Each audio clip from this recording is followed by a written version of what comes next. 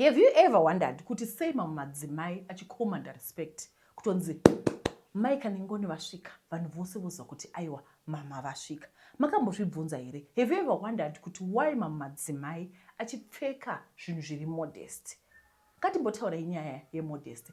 Modesty kupfeka sechemberere, kupfeka zvakatsiga, kupfeka sechemberere. Iwe semuyouth unogona here kupfeka zviri modest ugosara wakachena, ugonza iwe wakachena wakapfeka zvinhu zviri age appropriate asi wakapfeka zvinhu zvakatsiga. Hi, my name is Glory and welcome back to China Chemadzimai. Nasi Thursday tati titaure nemadzimai timbodzidzisana kupfeka zvakanaka, kupfeka zvakatsiga. Remember kuti we are royalty. Munomboziva kuti royalty inopfeka sei here? Royalty vanopfeka semwana wa king, princess, semudzimai wa king. What is the difference between you and the royal family? Because your father is the king of the universe, the creator of the ocean. Munhu akacreata, hasi munhu. Mwari vakacreata the heaven and the earth, vakatora earth vakairigadzika risina support. Izvo zvitakagara kudai. Mwari vakacreata zuva, vakacreata munhu. That is your father. Saka nhasi ndava kuzotaura nemi kuti is it possible kupfeka zvinhu zvakatsiga, zvinhu zviri modest, asi uchisara uchienderana nemakore ako? Alright. Regai ndimbokuudzai nyaya yangu. Rimwe gore kuma 2014-2015 koko takanga tine vana vadiki, ini neimwe shamwari yangu neumwe shamwari, saka tatiri 3, ini neimwe shamwari yangu neumwe zvakare umwe shamwari yedu batakanga asina mwana. Saka zvaitika ndezvekudai, ini kukura kwangu kwose nenyaya yekutambura, handimongozivawo nhamo yedu yekuzimbabwe, nenyaya yekutambura amai vangu vaiafodha kutenga half a meter nekuti takanga takaonda kandine tuuno, ine mimi vangu tatine tuuno twakadai tuduku duku. Saka ka half a meter kaka kaikwana sketi. Saka because of poverty, unojaira poverty. Saka because of poverty, kwandiri it became a norm kupfeka tumasketi tuduku because ndo zvaindirana nemari yedu at the moment. Alright, ndakazokura ndikazoita maisheki. Ndaita maisheki kudaro. Nyaya yemasketi madiki hainambobuda kwandiri because this is something that was happening unconsciously. Ndabva ndaroorwa ndikapinda mushopu, aiwa ndaitenga tumasketi twangu tuduku, tumadress twangu tuduku twekuti ndikakotama aiwa munoona Africa yese anditi. Alright, saka zvakazoitika ndezvekuti umwe musi takati tapedza cell group redu, ini neshamwari yangu takanga tiri mucell group rimwe chete, ndobva tavingwa nemudhikoni murume akasvika akati madzimai tati isu sevarume tizokumbira kuti aiwa manyanya. Zvaitika ndezvekudai, so muchechi medu madzimai ane vana anogara kumasure, kuroho yekumasure handiti.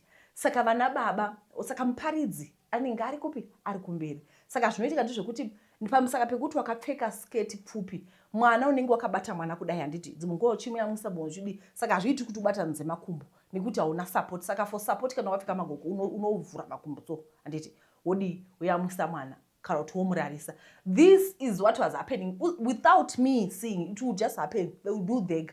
Saka zvakazoitika ndezvekuti on this day, on this unfortunate day, ndakagara kudaro, ndakagara sepanapa, muparidzi ari pane kamera apo pamuri papo indiri pano. Saka muparidzi anzi akatadza kana kuparidza because akadisturbiwa nekuti takanga takavhura makumbo. Shamwari yangu yakanga iriwo mudzimai kuti anoita ane mazamahombe, saka waipfeka hembe dzina macleavage achiita breastfeeding. Kuti munhu anoda kubreastfeeda the nation, clivovo yaigara iri pache. Murume wayo akauya akati madzimai imi muchatadza kunamata, muchatadza kupinda denga, manyanya manetsa. It was such an embarrassing moment for me. And kubva ipapo ndakamboda kuita resistance. Asi unozoti kana uri munhu ari normal unozogara wega pasi woti do.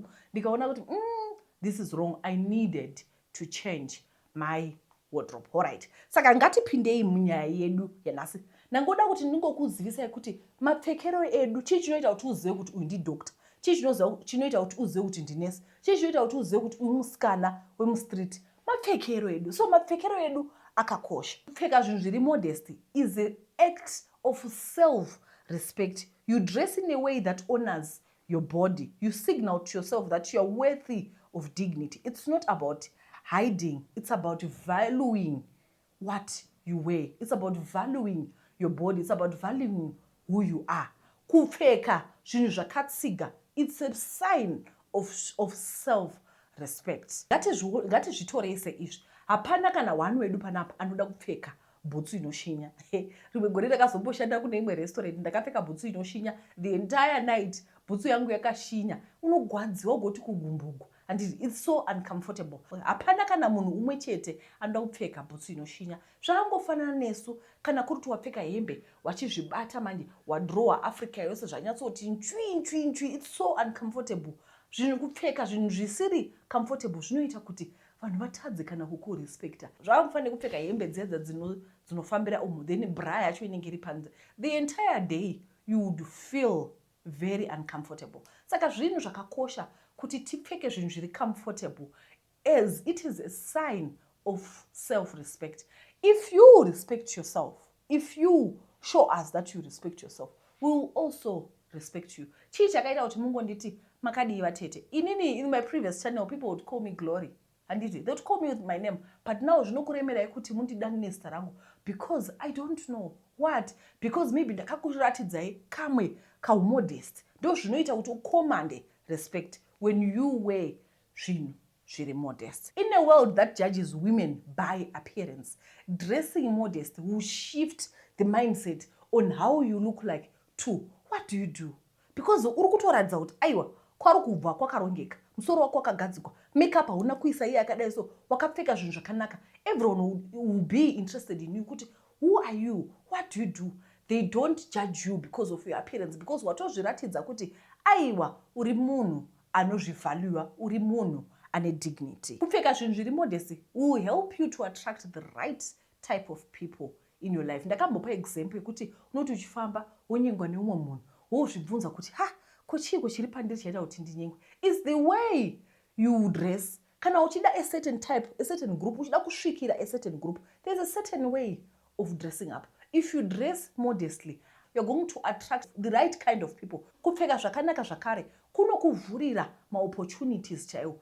Ndoda kubvunza kuti tongoti pane tender re 1 million. Munhu uyu akapfeka kunge munhu asingazivi zvaari kuita, hembe dzinoonekera, hembe dzinobata, imwe hembe yakada kusoniwa. Unofunga kuti unoripiwa here tender re 1 million. Vanototi uyu anodla mari. Do you know kuti modesty is elegant? Kupfeka zviri modesty kunokupa imwe elegance. Imagine if you'd meet Jesus on the street right now.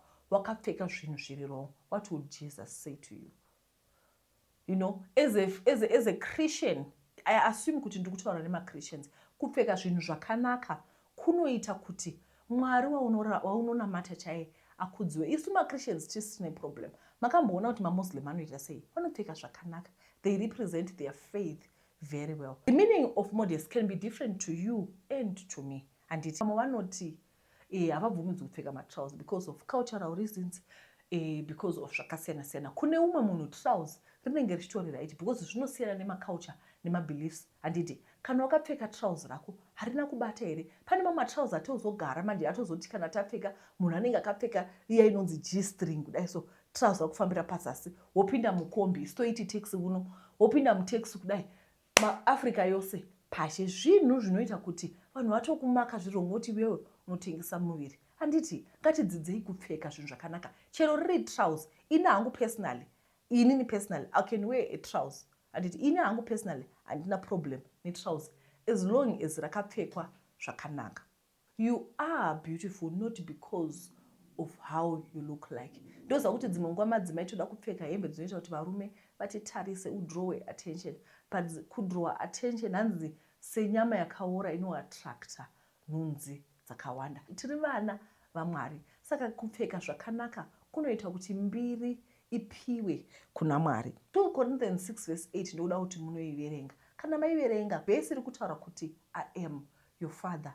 Mwari is our father, the king of universe.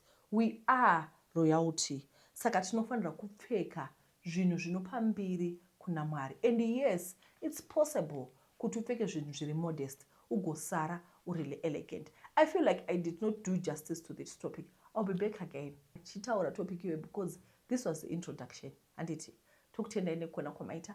Mongosiya ma-comments mutiudza kuti munofungei. Ini kubva mudhikoni uya paakazondiudza ndakazoita made a conscious decision ndikatanga kutenga hembe dziri modest and handidi kunyeperai. Chero ndakapfeka yakareba still ndenge ndakachena ende ndichitoita kunge nditori mudiki kune makore angu. Ndinokutendai guys nekuona chirongo kwamaita. munongosiya macomments motiudza kuti ndemamwe matopic amunoda kuti titaure. Ndoziva kuti pane topic yamakataura yekuti titaure nemateenager. Tichadzoka zvekare tichitaura nenyaya yevana kuti vanozvikanda kuvakomana. Uye nezuva rakanaka, Mwari akuitire zvakanaka. Ndatenda. Bye bye.